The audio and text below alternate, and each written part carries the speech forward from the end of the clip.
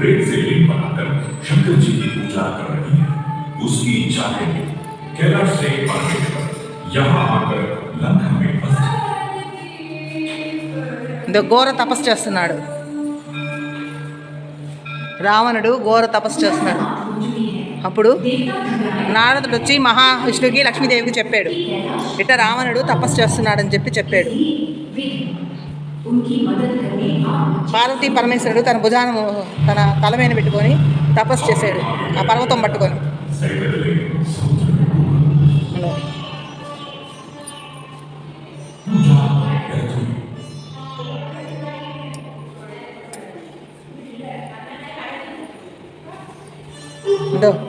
ఆత్మలింగాహారం కావాలని అడిగాడు. ఫస్ట్ ఆత్మలింగాహారం కాదు, మాయ గమ్మేసి అమ్మని అడిగాడు.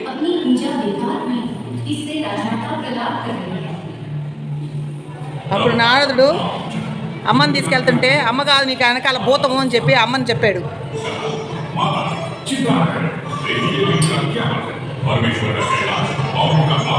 అదిగో అప్పుడు మండోదరిని, ఆమె పార్వతి అంటే మండోదరిని పెళ్ళాడాడు రావణుడు. అమ్మకు వచ్చి చెప్పాడు, నేను పార్వతీదేవిని తీసుకొచ్చాను అని అంటే, కాదు నేను మండోదరి అని చెప్పని ఆమె చెప్పింది. పార్వతీదేవిని తెచ్చావా అని చెప్పానని ఆమె ఆశ్చర్యపోయింది. ఆమె తిట్టే తలకే అప్పుడు మళ్ళీ ఘోర తపస్సు చేశాడు రావణుడు. అక్కడి నుంచి తలలు కోసుకున్నాడు రావణుడు. తన తల కోసుకొని తపస్సుకి స్వామి కరుణించలేదని తన తలలు 10 తలలు కోసుకున్నాడు రావణుడు.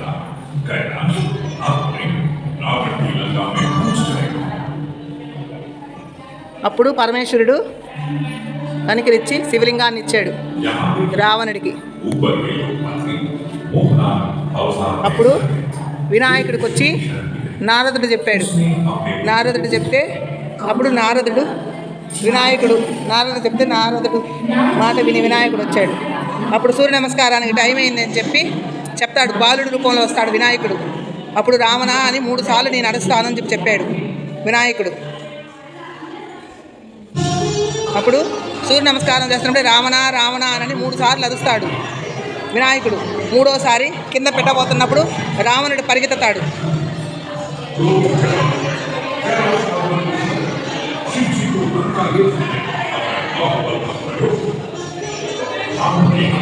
అప్పుడు వినాయకుడు కింద పెట్టేశాడు. అప్పుడు రావణుడు విఘ్నేశ్వరుని కొట్టబోతాడు. ఇదే విగ్రహం, ఇదే ఆత్మలింగాహారం. రావణుడు ఎంత లాగినా సరే శివయ్య పెరిగిపోతాడు కానీ మళ్ళా యథాస్థానానికి రాడు. పార్వతీ పరమేశ్వరులు మళ్ళా ప్రత్యక్షమయ్యి, నాయన ఇదే నీకు ఆత్మలింగాహారంగా నిలబడుతుంది అని చెప్పి అదృశ్యం అవుతారు.